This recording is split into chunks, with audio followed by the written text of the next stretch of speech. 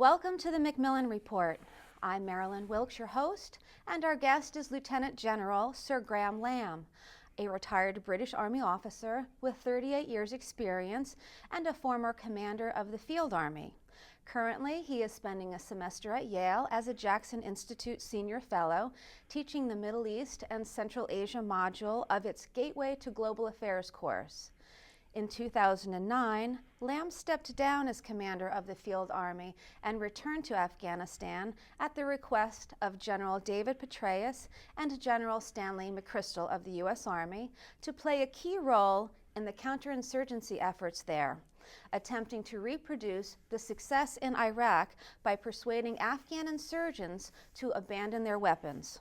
He remains the Colonel Commandant of the Special Air Services, is a trustee of the charity Walking with the Wounded, and continues to undertake work for both the UK and US governments.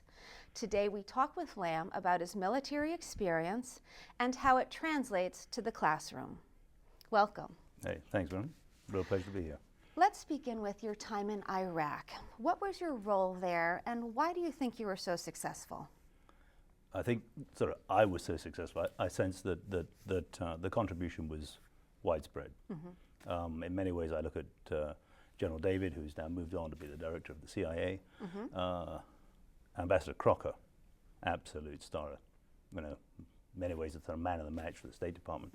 So there was a whole range of people. John Allen, who's now out in Afghanistan, who's out west and really in many ways doing the awakening long before, in fact, people were talking about this as a sort of what I call it, as a step change. I'd been in Iraq obviously before. I'd done the first war with, that's where I first met Stan McCrystal. Okay. Which was, you know, and I knew of Stan before. He came in with JSOC and a great general that was leading at that time. But he was the fastest, sharpest staff officer I'd ever come across. Everybody knows him as a sort of warrior, sort of one meal a day. He doesn't. He eats a lot of stuff in between time, yeah, but it's just like grazing. So I first learned at that time when we went into Iraq in 1990, and then went back again, obviously, in 2003, was there for most of 2003, and then went back again as the deputy to General Casey, and then followed by General Petraeus in 2006. I was the deputy to the American general that was leading, and that, for a Brit, was a real privileged position.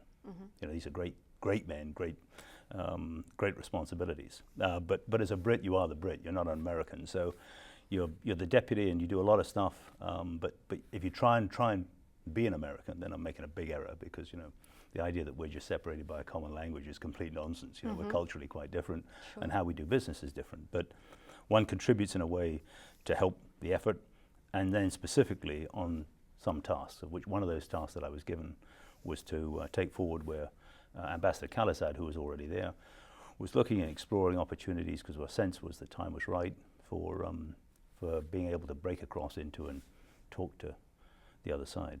And how did you do that? How did you manage that? I'm a Brit. Yes, you do seem pretty affable, yes. Surprisingly so, actually. If you've lost the empire, it's quite easy to understand how you've got to talk to other people. There's a very dull German who wrote on war called Clausewitz. 8 books, and most of them are unintelligible. I don't speak German, but he had some fantastic insights way back time. But one of his well-known quotes is, you know, war is an extension of politics. My sense has always been that he just didn't finish the sentence. Because it should be, if war is an extension of politics, to politics it must return. So we're in the military, you know, where often people look at us as solving, you know, we're big problem solvers. Although I always like that Irish. I saw Marty Dempsey the other day. General Dempsey was just doing this exchange with General Aureliano, again, 2 great Americans. You know, and the Irish comment, you know, we have a problem for every solution, you know, sort of approach. But in many ways, you know, this presented an opportunity for us to just look at where the insurgency had got to, and for us to be able to go out and just see whether there was an opportunity of exploring a chance to engage with the other side. Because if war is an extension of politics, and to politics it must return, then you must at some point in time talk to the opposition. You have to, you know. There's individuals out there who, as we, you know, the language we use is reconcilable and irreconcilable. The vast majority of people are all reconcilable, even though they may be fighting you. They are, you've got to understand their grievance, you know, the whys of warfare, the hows of warfare, of these counterinsurgencies, these savage wars of peace, you know, are really important to understand. And if you don't go there, then the answer is, if you just see this as just being a bloody match between winning and losing, you know, the Verdun will bleed the bones white. You know, 1 million Germans and French died there. And it was just about the maths of, I have more than him, I will win. One's got to be smart in that. So it was really more diplomacy, perhaps, than force. No, again, No? you know, I'm an old hard-boiled soldier. You never want, you know, I'm not going to die of a heart attack. There's nothing to stop, you know. So, yeah, this is a hard, pretty brutal business. On the one hand, people like the work that Stan was doing, absolutely critical to the outturn. In many ways, that there are people there who sit on the outer limits. It's interesting. I was at a meeting the other day, or a gathering the other day in London, looking at the Arab Spring and talking about Egypt. Some very clever people, academia, people from the region, extraordinarily well informed, but all from the moderate middle space, talking about the street in a way that I sense they wouldn't understand. You've got to go to the outer limits and then a little bit further. You've got to spend some time in Hobbes's world and understand what motivates, what drives and doesn't. Zakawi, you know, that worthless individual that we killed in Iraq. You know, you obey or we slaughter. That's not a point of negotiation. There's no dialogue that can be established there. You either incarcerate him, you drive him away, or you kill him. So there are people out there, but you do need to understand how they operate. And that little small group out there, you need to buffer onto a group that are supporting them, but actually in many ways are reconcilable. You've just got to find the route. How do you find that route? How do you find what motivates someone, especially since the cultures are opposite ends? Oh, hugely so. And I think, you know, again, we see language as being the single point barrier. Actually, in fact, you know, people talk about cultural awareness, you know, language skills. In my view is, you know, what one is looking for is cultural understanding. So, for instance, you know, if we were, say you were, in fact, let's say, you know, an insurgent. I mean, the first thing I have to recognize in many ways is, you know, I have to do some research and understand who you are, where you're coming from. Like, actually, I'm really interested in your body language. I'm really interested in the tone of your voice, your eye contact. All these things are really important because they tell me. So if I've got an agenda which merely says, these are the 3 points we need to discuss, and you walk into the room and I'm not paying attention, or you walk into the cave, or you walk into the piece of desert, or we join up at some dark house in some dark place in the middle of nowhere, you know, and everybody's armed to the teeth, and I'm not paying attention, and I merely start with point number 1, and the whole thing goes badly, I shouldn't be surprised. Because what I should have noticed is you walked in with an angry look, tense, forward-leaning, and the first question I need to ask is, why are you so pissed off? And then he turns around and says, or you turn around and say, you killed my son 2 days ago. So I could have started with point number and gone nowhere because I had not first addressed the problem. So there's an understanding you've got to get to. You've got to sort of, but it's not about negotiation. It's about actually just establishing a connection, whether it's through a third party to start with, or whether it's one-to-one, which is where you get to. And you need to then establish just a dialogue to begin to break down the misunderstandings, which are legion, between both sides. See this as a genuine, about an outcome. So the outcome is therefore, in fact, not that I've got more troops than you have. I've got 168,000 Americans and Brits and coalition forces, and you've only got a few sort of fellas out there, and that's irrelevant. The answer is we're absolutely on a level playing field. But it strikes me as this, what you're describing is a new way to do military, whereas historically it's pretty much. Oh no, we did this years ago. I mean, look, I'm a Brit, like I said. so you know, if you look at, you know, the Great Game, actually the Russians refer to it, and that's interestingly the title of this work we're doing here at the Jackson Institute, which is the Tournament of Shadows. Right. Yeah, but the Tournament of Shadows and this sort of, you know, we had collectively as soldiers, sailors, airmen, and Marines been doing this for a millennium, and then some. what we tend to look back to is the near past future, the near past, which is the Cold War, the Second World War, of which these were great sort of monolithic masses of tank armies and huge air force, LeMay, Bomber Harris, sort of fleets that just... That's what I think of when I think of exactly, war. Yeah. Exactly. And the answer is, the first Gulf War, there was a beltload of hardware hammering around the sort of, the going into Kuwait and the like. Yeah. So it's not to discard that, but what we have is we've almost come back, almost done full circle, back to the future type, where we find that the threats we face today, some of the sort of complexities of the environments we find ourselves in, you're dropped into the mass of people. And as soon as you bring people into the problem, you take away all the sort of what I call the simplicity, the choreography of war, between two massed armies. Cursed, there's no civilians. It's just an open flat space, two tank armies. It's just about maneuver and about, in fact, those advantages you gain. In these, sort of savage wars of peace, you've just got a beltload of people that you need to understand. It's people back home, it's political circuits, people, the authority which we refer to, and then of course actually people in the battle space. Okay, let's, based on your success in Iraq, you were asked to help out in Afghanistan. Did you employ the same tactics in Afghanistan, or did you need to modify your approach? Oh, definitely modify. The answer is, if you take merely, this worked here, or sort of worked, and it's a bit like, I think it was one of the Chinese presidents came to France, was asked the question, what do you think of the French Revolution? He said, it's too early to tell.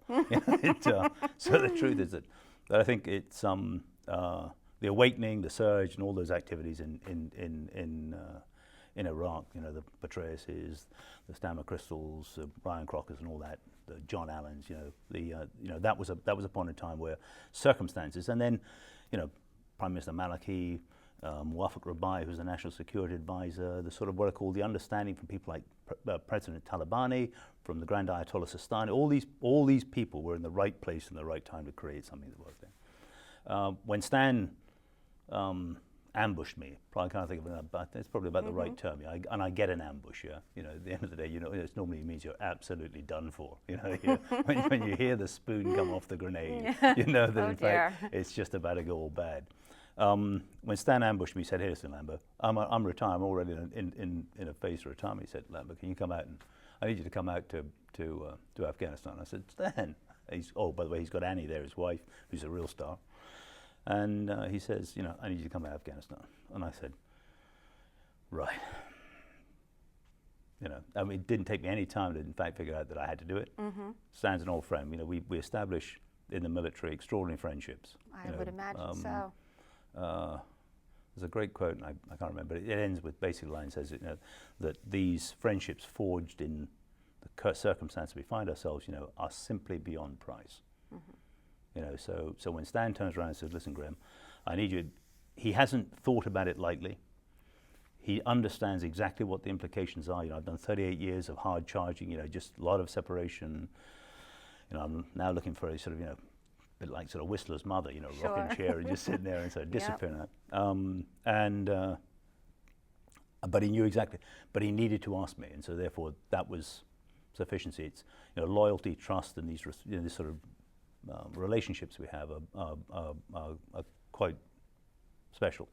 So for me, it was just a case of turning around to my wife and saying, "Hey, Mel, here's the good news, the bad news." You love that. Yeah, but actually, again, the girls understand really well. So I said, "Look," I said, Stan has asked me to do this. Yeah, David Petraeus is in the loop. I said, and she gave it a no-brainer.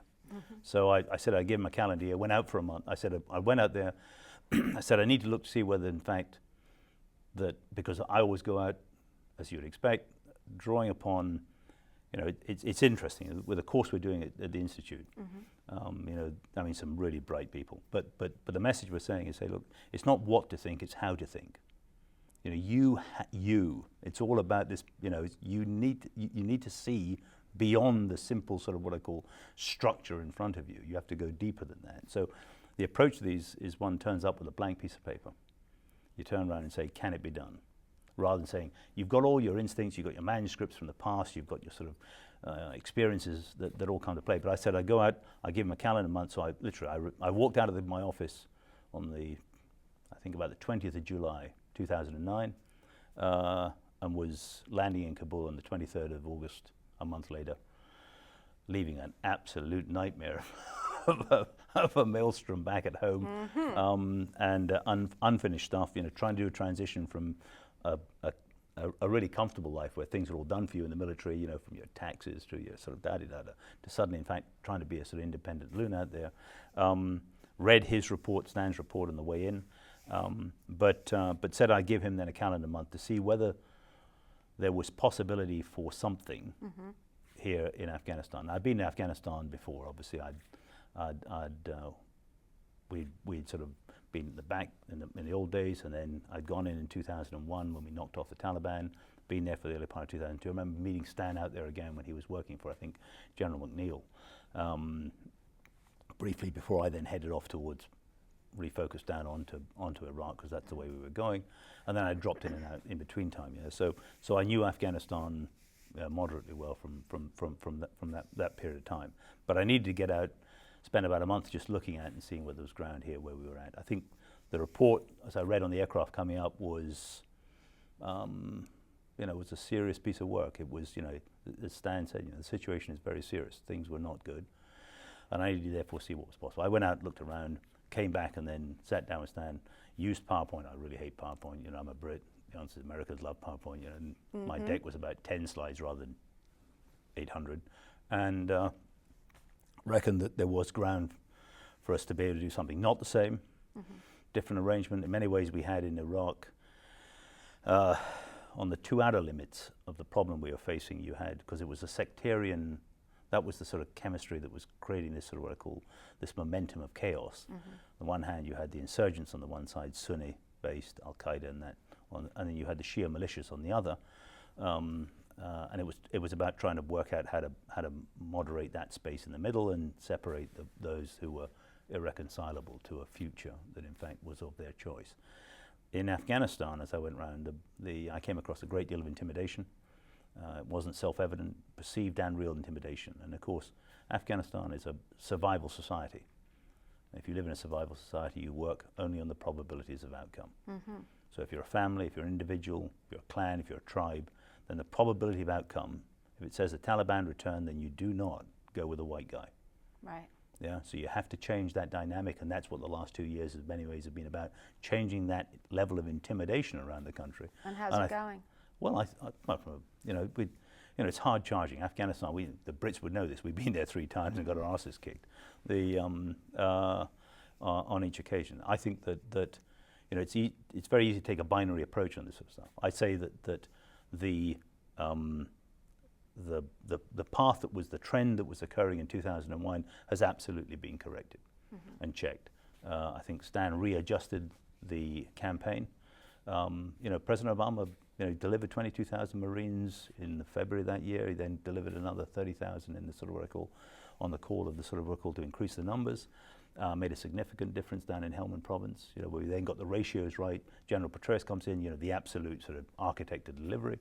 And somebody asked me the other day and said, well, actually I saw Big John Mulholland, great general, at the change of responsibility ceremony between Ordiano and General Dempsey the other day. And Big John sort of said, hey Lambo, he said, how's it going? He said, pity we're not making, it didn't work out in Afghanistan. I said, it's too early to tell, John. It's a different timeline in Afghanistan. Things are very much on a slower burn, but I sense the big moving parts have moved. The problem is that the outer limits in Afghanistan, from my perspective, and again, this is just Graeme Lamb speaking, and the way I saw it was, on the one hand, you had those that were fighting us, Taliban and the associated tribes and the like, and Al-Qaeda, etc. And on one flank, but on the other side, actually you had and it was interesting when I went around in that first month and talked to the Afghans. They didn't talk about the enemy. They didn't talk about sort of the Taliban as some sort of Untermensch, some sort of subhuman class. And there were people there that did not like them at all. In 2001, I remember going up to Bamiyan and one of the old Hazara elders, and they'd been very badly treated by the Taliban. It's where the 3 Buddhas were, they'd been destroyed and all the rest. And I remember sort of giving me this massive, great bear hug and saying, "Thank you for giving us back our country." They had no love at all for the Taliban. But the general word, the language they used here, they talked about these people that were fighting us as upset brothers. Mm-hmm. So one of their own, upset. Now, pretty upset, right. but this is Afghanistan, and as Winston Churchill wrote very eloquently in 1897, I think, in his dispatch, incomprehensible to the Western mind in many ways. So they're difficult to understand this, but these upset brothers. The grouping on the other side were the communities, because actually Afghanistan is made up of all these quite separated parts. Mm-hmm. There hasn't been the sort of order as we would understand it from central government and placed. It's not the way things were done. Kabul was only a point of arbitration. And so you had this sort of balance of power, relationship between the shires out there in the valleys and all the rest here. The 1940s, 1930s, when people talk about the golden age, was never safe. It was stable. Mm-hmm. And you had this balance of power sitting out there. But on this side, you had these indifferent communities. They were indifferent to us, they were indifferent to the government, they were indifferent to the lack of progress. And the interesting thing was one needed to deal with that first before you could really start to move this view of the Afghan, because they're proud. It's almost they have this sort of set of, this is what my father did against the Russians, mm-hmm. and so therefore there's a sort of, this is how I should respond. Anyway, so I think that was the view of looking at, but the outcome was I turned around and said, yeah, I think that there's something here. We need to set up the structure. It's a slow burn program. It'll take a lot longer than it did in Iraq, and of course a lot of people therefore turn around and say, because the awakening from when it was first seen occurred quickly, reasonably quickly, relatively quickly, within a calendar year you saw the shift change. All the work that John Allen, Jim Mattis did, in effect out west, and great US Marines, in effect then was brought into fruition, in effect in that following year, in many ways. In Afghanistan, my view is, it's 3 or 4 years, but the structures are there. The High Council is there, who are made up of Afghans who are known and respected, who don't, they're not compliant to us, the coalition. And so therefore they have a view into the government and into the actions of, and they can talk to communities that I'm a white guy, mm-hmm. I can go and talk to them, but actually, I can't connect to them. Right. And so it's a different approach of how you do this. It just means everything goes a little bit slower. Okay. Let's talk about your time now in the classroom and how you're bringing your military experience and transitioning it into the classroom. Let's actually start with, as someone who's led troops into battle, what do you think it takes to be an effective leader? Because obviously the students here are hoping to one day go out into the world and be leaders. A wicked sense of humor. No. I think that helps, of course. No, I think one of life's great character qualities is humility. Mm-hmm. I think that a reflective and thoughtful mind. I think often that rather nice fact. Both my daughters have tattooed on their feet. Fortune favors the brave. Mm-hmm. Yeah, that's a favorite term of mine as well. But interestingly, there's a great book on a German general in the Second World War, a fellow called Kurt Meyer.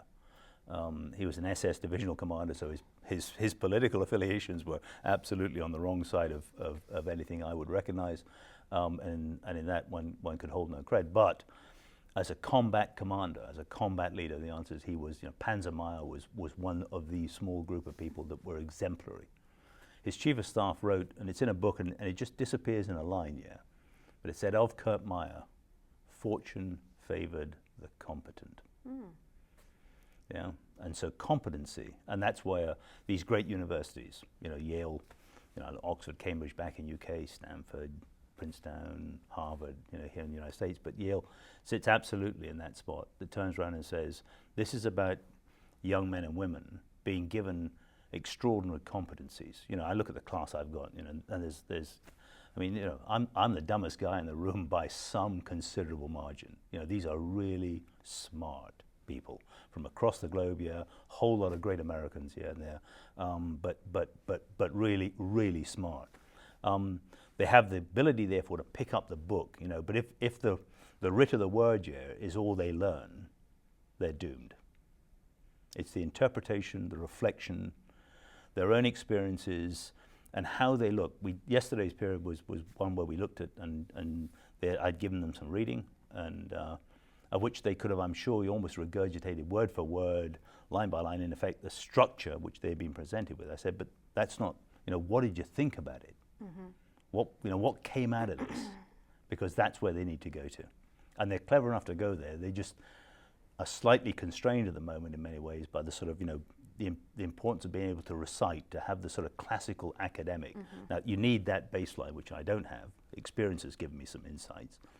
And then you need to apply it to, in fact, your ability to be able to then absolutely project yourself into a space of, it's how you think rather than what you think about these things, because, it doesn't matter if it's the Middle East, whether it's the United States of America, South America, Asia, whatever, they're just complicated, really complicated. Right.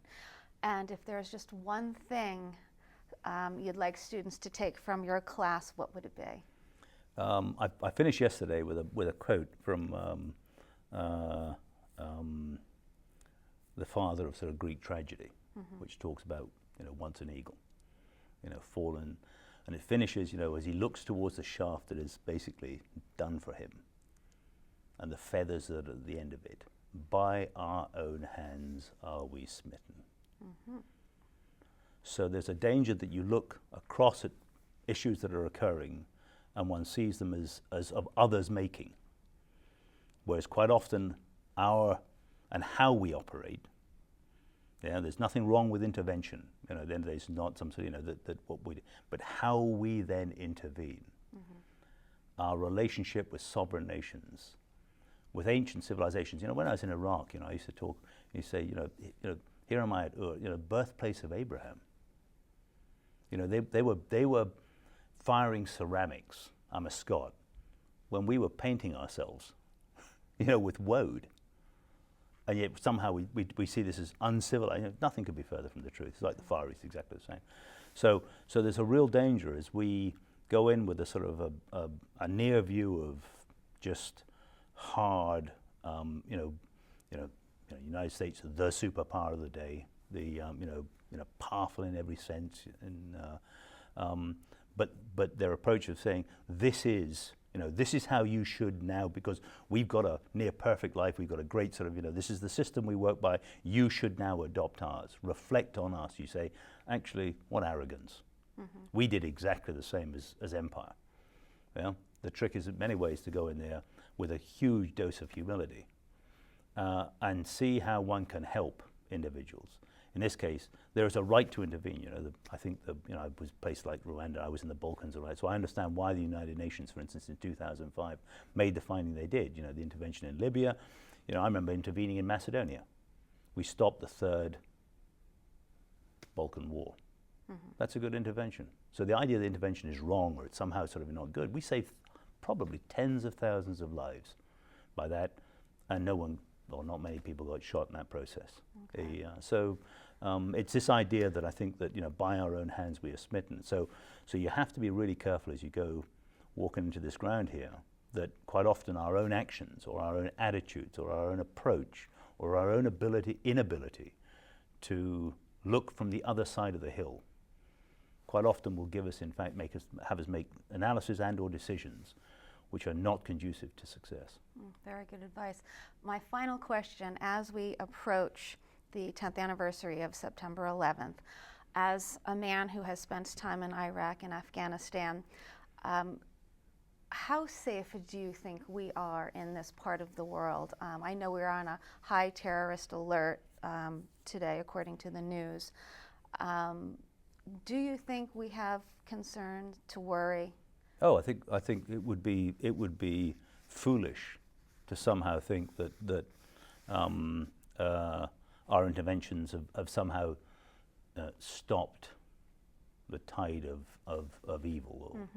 The concern I have to, as an old soldier now, in effect, as I look to the future, is the concern that I have is that you have now the tools of industrial violence, which were those only afforded to the sovereign state and certain armed forces, now within the grasp of a few. And that is not only weapons of mass destruction, which are the well-known and well-known, but it's weapons of mass disorder, power, electricity, and these things. Yeah. With that, you have this enormous force for great good, or force for imminent for great evil, which is the very medium we're talking here, which is information media. You know, the ability to bring assemblages of people, because quite often, you know, what is interesting when I came across the insurgents I was talking with, across cups of tea in the middle of nowhere in Iraq, was the level of misunderstanding between the two. And what was fascinating was how misinformed they were about intent and what we were and what we were doing. Now that wasn't because of happen chance. It was because a few people had manipulated an event or two, had taken things into a context and presented them in a never-ending fashion, had used some examples of how we were operating, events occurring, and were able to manipulate and then to motivate and then to mobilize people through a corrupted message in order to do great evil. When one sat down and talked through these things, then quite often you came to this position at the end where, in fact, there was the dialogue allowed you to then go into confidence building measures and change. So I think that the idea that the world is any safer would be a misnomer. The idea that by doing nothing the world will be safer is a complete nonsense. I sense that, you know, this is a hard endeavor. It is a conflict without end. And people may not like that, but that's just the harsh reality of the 15-minute opportunity that somebody can have to be somebody without any sense of the responsibility of what he or she is about to do. You know, the two towers, you know, are graphic sort of images, the jumpers, all that side of something. You just think, you know, how could this have happened?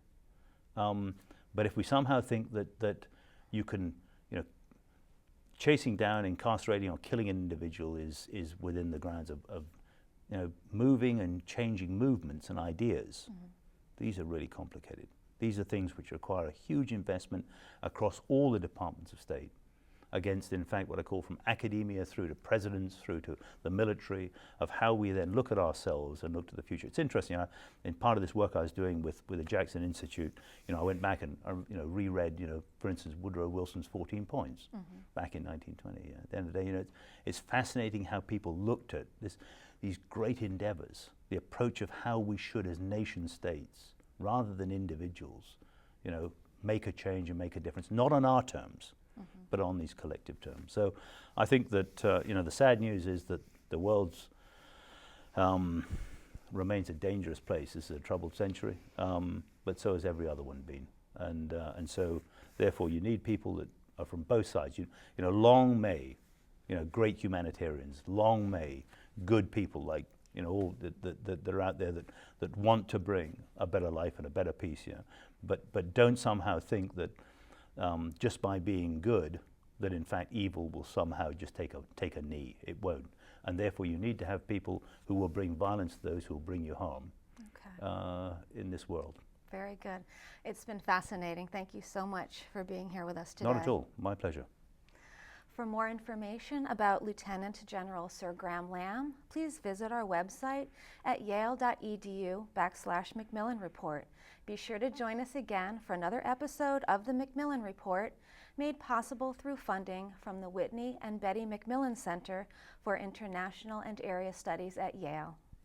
Thank you very much. Good. My pleasure. That was great.